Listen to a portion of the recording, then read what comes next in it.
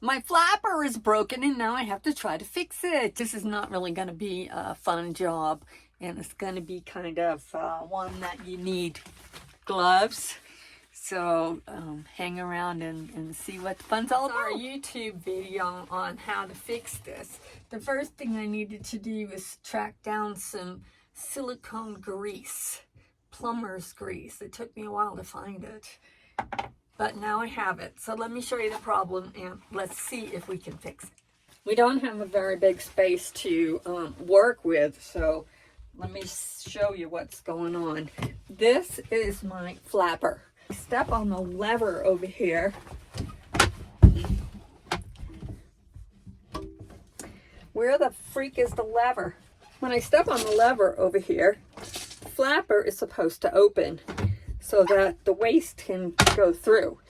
It doesn't open. So what we need to do, according to the video that I watched, we need to open it up and grease the ring that's in there. So in order to open this up, I'm gonna have to press the lever, then I'm gonna have to hold it open, I guess. How am I gonna open the grease? Oh, look, it locks open. Uh-oh, that might not be good. We'll see. And I'm just gonna grease this gasket down here. I don't know if you can see it or not.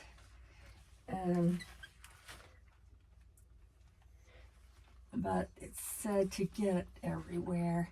There's a little groove there. Get it in there as well. Seems like that might be enough. So let's now work the lever here.